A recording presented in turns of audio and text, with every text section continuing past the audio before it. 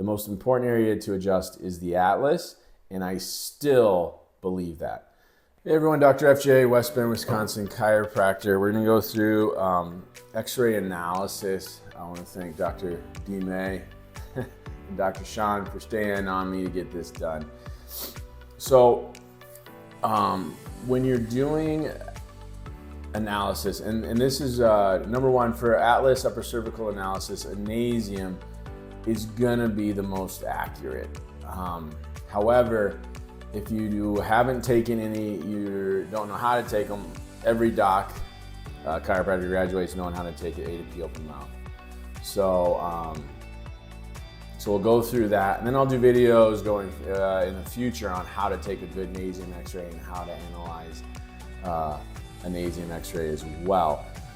But this A to P open mouth is pretty good. You can't quite see the upper part of the atlas where the condyle, so the skull sits on the atlas. You can't see that, but you can see the atlas. So, and so what you want to see is right here. This is the posterior arch of atlas, and where it exits the lateral mass is what we're going to be using for our contact points. You can just see the superior aspect here with this one tooth kind of in the way, but the inferior aspect is the most accurate. If this one is pretty close here, this one looks good, you want them to either be parallel or ideally frowning. So the posterior arch is frowning, and I'll also do some other videos going forward on what I exactly mean by that, and I'll show you good and bad ones. But for this, you want them to either be kind of parallel or frowning. So the posterior arch is coming down like this. If you see it really coming up, so if it looks like it's smiling, it's not as accurate. So it's better to then retake it.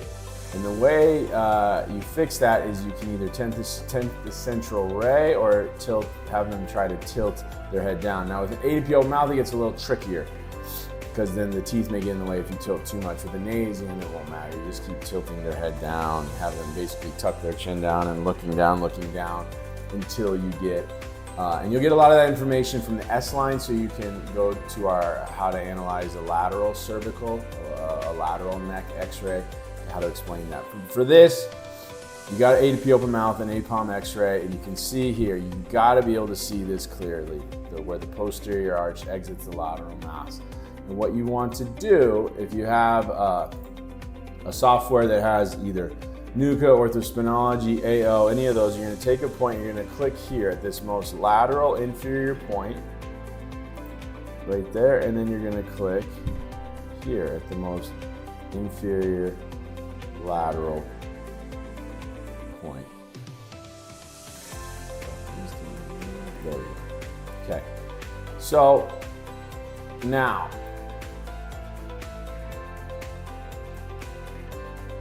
so it's a little high on the right.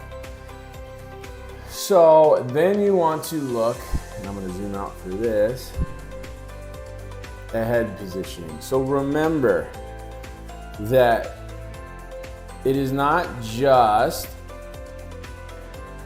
the atlas alone. Segmental adjusting, it is the atlas in comparison to the skull. Okay, and you want to adjust on the acute side, so the side that measures less than 90 degrees. And that's what Dr. Grostic found to be the most accurate way to ascertain the atlas subluxation or misalignment. So the subluxation is a combination of atlas positioning along with head positioning.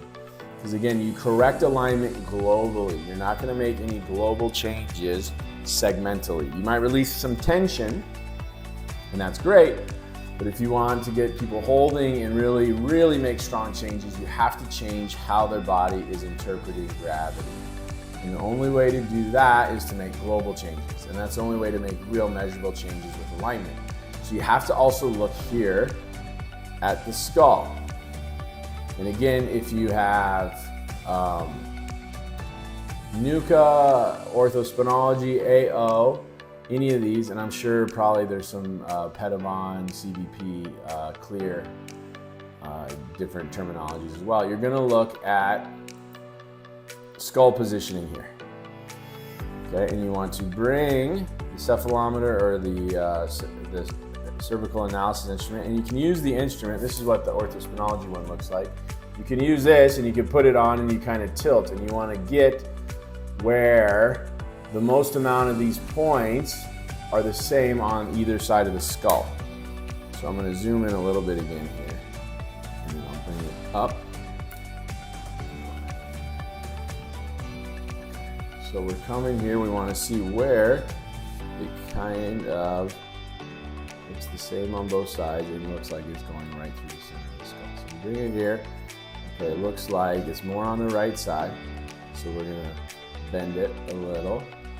Like that. And then you can see here, you see when I come up here, see this side, and then this side it's just black, and this side you see some skull. So we're gonna slide it over.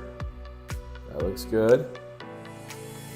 And it looks pretty, I like that. We're gonna bring this back a little bit. Good. I'll go right about there. Okay, and then we're gonna bring it out. So you can use, you can kind of make this really big so you can see there. So I got the most lateral inferior aspect, and this is what's beautiful about digital x-rays, is you can blow them up so you can get really super accurate with all of it. And then these, the axial surface, if you see one is much flatter, these are about the same, much flatter than the other, and I'll show you some examples of this. Or if you see the condyles and you see one condyle is much more sharp, so much more angled than the other, then you can, not always, but almost always, the sharper, more angled condyle and the flatter axial surface will be the side of atlas laterality. Very difficult for the body, even with severe traumas, and it'd have to be a really severe trauma, like a rolling over. But what probably happened, and this is how mine is, and I can show mine sometime. They probably had a trauma when they were very young, 2 years old. I ran in full speed into a corner of the table when I was little. And so my left atlas, my left condyle is a lot sharper than my right. And then the axial surface, to adapt to that, is much flatter. And so I'm a left atlas, and I will always be a left atlas. There's no way I'm going any other way. So you can see here, you see, you can look too at the different parts of the skull. See, for instance, if this here is a lot lower than this here, you can almost always bet that you're gonna have a right head tilt. But I like this. I like how this looks, so we're gonna pull it back some more.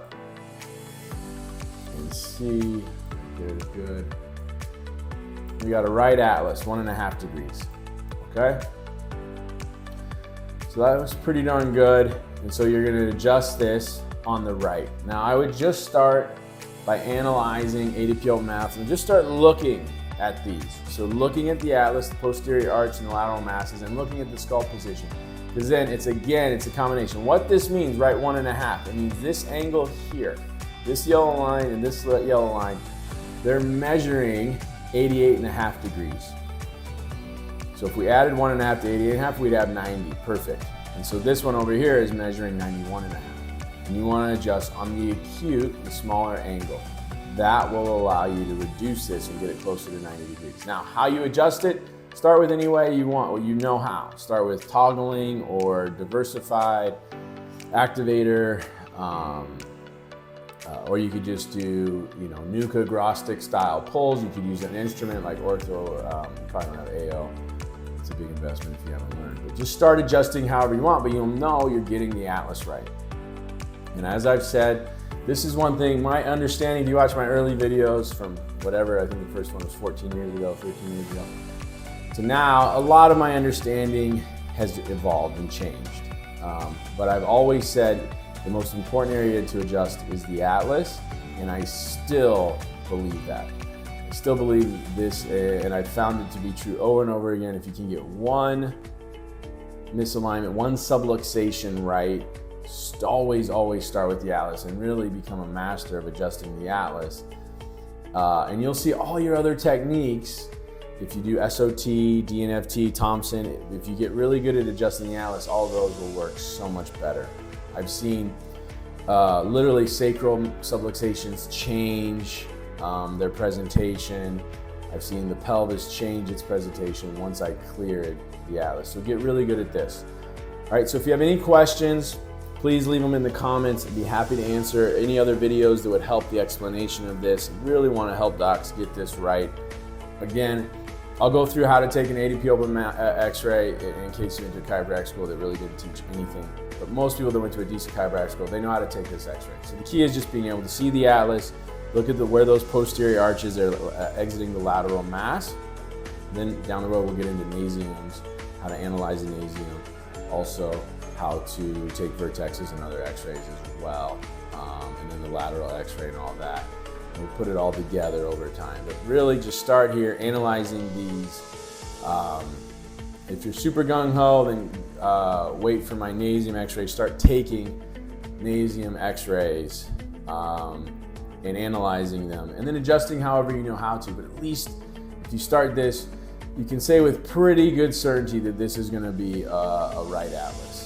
Now, if it's really close, like if it's right a quarter, right a half, then taking a nasium, having an x-ray machine that's centered, all of that will increase accuracy. But if you see right 2 or 3, you can pretty much guarantee it's on the right.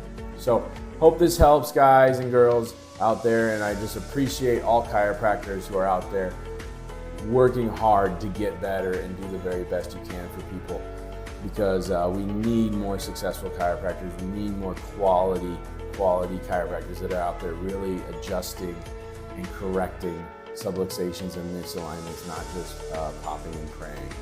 Okay, so again, if I can help you in any way, please leave a comment, and then you can subscribe to videos and you'll get notified right away as they come down the pipeline.